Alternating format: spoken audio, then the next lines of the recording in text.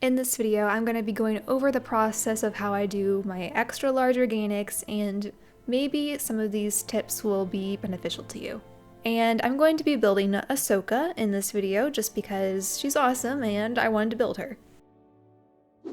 Now, I always like to try to make my organics as big as they can possibly be, but this makes it a little bit difficult to get the posing right because that's just a lot to work with to fly around and try to figure out. So I'm trying something different with this one where I'm going to build and pose it on a much smaller size, and then I'm going to scale it up later once I get that pose looking correct. Once I'm happy with the pose, the smoothing doesn't have to be perfect here, it's just to get her pose and make sure her balance is good and things like that. Then I can go ahead and scale it up. Now the scale command, if you ever want that, it's part of the Builder Utilities plugin. It's not necessary that you have the scale command to do something like this. You could do it without, it would just take a little bit longer, and I'm all for saving as much time as possible, so that's why I'm trying this method. Once she's scaled up, then I can worry about muscle tones and smoothing and all that stuff, which takes a long time, don't get me wrong. I know it goes really fast in this video, but I usually do most of the smoothing by hand after a little bit of brushwork. So expect it to take a long time because it will take a long time if you want to put a lot of effort into making it look perfect, or if you're a perfectionist like me, it will definitely take a long time. So just be patient if you ever want to do something this large. At this stage, you can also block out important features. I usually like to block out the eyes to figure out where those are going to be positioned on the face, as well as her leku. I think that's how you pronounce that, on her head. So I'm just going to make those in a separate color. That way, when I actually go to painting this, I won't be interfering with the body at all. So that is the purpose of blocking things out in separate colors, so it's easier to see all the different pieces, and then it'll be easier to paint them later on. Once I'm satisfied with my smoothing job and I think her shape is good, then I can start adding some clothing. Which means we get to start working with colors and textures, which really start to make your build come to life. A couple of the main techniques I use for clothing are just to directly paint on the shape. It really depends on how the clothing is fitting your character, so for her that works, just to paint directly on her. And then I'll use loft oftentimes for things like her skirt. That's simple enough. And then if there's ever a sleeve or something that needs to be sticking out a little bit off of her skin, then I usually go in by hand and just make sure it's bumping up one block above the skin layer, just so it doesn't look like it's all blending in together. I hope that makes sense. After getting this far with Ahsoka, I realized something. She's not as big as she could be, so I bit the bullet and made her bigger, and that means I'm gonna have to redo all of that clothing, but that's okay because we're gonna get way more detail out of her and it's gonna look even better. I guess just don't be afraid of restarting something if you're so far along, because in the end it might be worth it if you do. And yes, I did have to re-smooth her too, I just didn't show that part, in addition to doing her clothing again. Some pieces of clothing are easier than others. I found the best way to do her armor around her legs was to do a lot of it by hand. The front part of it, I was able to use the replace around command from Fast Async. I do have a tutorial where I talk about how this command works and how to use it, so I will link to that video as well as other tutorials that show how to use some of the commands I'm mentioning in this video. And then the rest of it I just built by hand, all those little pieces, and then texturing it using brushes. And since I've got the method and pattern down for one leg, I can go repeat that on the other one. Like all things, it's not that complicated, it just takes a lot of time.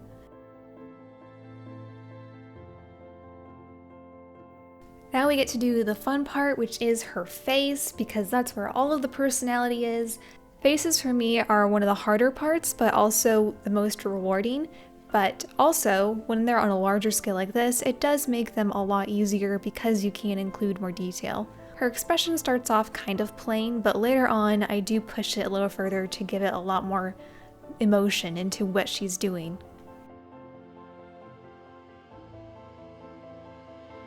Now we just need to finish off all the other pieces, like the lightsabers she's holding and the armor along her arms. The lightsabers were easy enough, I just built a straight lightsaber, rotated them, and pasted them inside her hands. The armor along her arms I built by hand and using the loft command. Those were pretty simple. Now you might notice that a lot of the coloring on her is pretty flat right now, so we're going to go back on the whole thing and retexture it and make it look more dynamic. Here's a close-up of me texturing her skin so that you can kind of see what I'm doing. This skin tone was kind of harder. There weren't too many blocks that went well with it, but I did just pick a couple blocks for a lighter, darker version to get a few highlights and shadows in there. It's very subtle, but it does make a big difference. Now that I have the main organic done, I'm going to create a simple base for her to stand on. So I'm just going to make some basic terrain that doesn't look like much of anything, and I'm using Go Brush and a smooth brush and painting it with Go Paint. I don't need to make this base very detailed, I just like to put my organics in some kind of environment, and since Ahsoka is the focal point and she's so large in this scene, I don't really need too much going on in it. However, what it does need is more action. It's just kind of blah right now. So I'm going to add some dirt that's flying in the air. It's supposed to look like blaster fire that is hitting the dirt right next to her. And the way I created that was I used the loft command, then I painted over it, then I replaced some of the blocks with air, and then some of the blocks with dirt color, and there you go. I like my builds to be able to stand alone, so I'm just going to cut a random shape on the edges just to make it look more interesting. And I'm just using the select poly command for this, and then setting it to 0. At this point, I wasn't sure what else it needed, but I knew it needed something. That's when I looked to you for advice, and what did you say? Okay. I wasn't planning on doing a droid, but since it was suggested, I did end up spending another 5, 6, or 7 hours, however long it was, working on this droid that I was going to tear apart and disassemble next to Ahsoka as if she had just destroyed it. But to make it as accurate as possible, I wanted to build the full scale model of the droid first, because I am just weird like that.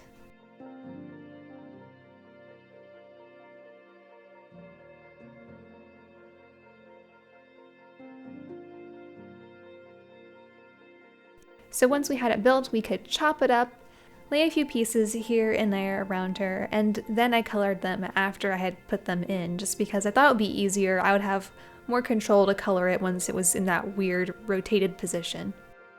I did discover a really quick way to make plants if you want to do lots of blades of grass that were really tall and going different angles. I just used the loft command. I will just post somewhere in the video the command I used or a slight variation of it.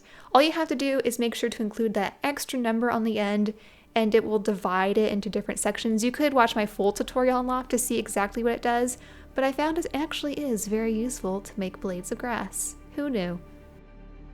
Originally I had the grass as a brown color, but then I didn't like how it blended in with the droid, so I ended up going for a more bluish color just to help it stand out, and who says you can't have bluish grass in Star Wars? I'm sure it's there somewhere.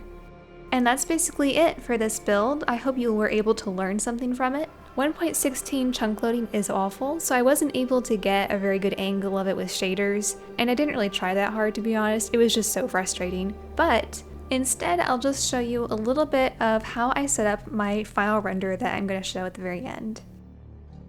Now, I don't normally show you what I actually do in Blender, and I don't really know how to describe it. It's easier just to show you if you're interested in my setup and how I lay things out or whatnot.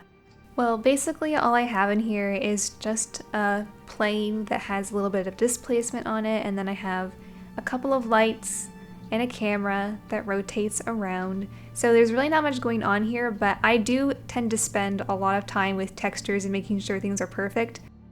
I'm not an expert when it comes to Blender, but I do like to try to spend as much time as possible to get an outcome that looks somewhat like I was picturing. If you look at the rendered view, you can see all of the textures I have going on. I tried to create a dirt texture here, and I tried to make it fade on the edges so it has a nice transition. I tried my best to make this dirt color match the dirt from the actual build. I didn't care if it was exact, but it's close enough. And the other thing I added was a little bit of fog with this layer, and that's just to add more atmosphere and interest to wherever she is, wherever she's battling. So yeah, that's basically my setup. Like I said, I'm not an expert at this, but I thought you might like to see how it looks when I'm actually making it. I spent several hours on this just because I like to take my time with it and make sure it's looking right, and then I just have to render it out and export it. Oh, something else I always do is make certain blocks glow, so that's just something you have to think about as you're building, is to make sure to set aside different blocks if you want them to glow or give them a unique texture in the render. Rendering is not a necessity for every Minecraft build. I would say only use it if you want to have a professional portfolio of your builds or of your work, or if your builds are so big, like mine, where you just need to get a better angle of them that you can't get in-game. Or if you're doing a character and you just want to add to the environment or scene that they're in, just to enhance it even further and just make a piece of art from it. So it's not really for everyone, but I thought you might be interested in seeing how I set it up. All that being said, I'm about to show you the final render. I hope you enjoyed this look at how I build my organics, how I approach the build, and I hope you were able to learn something. I will see you later. Goodbye.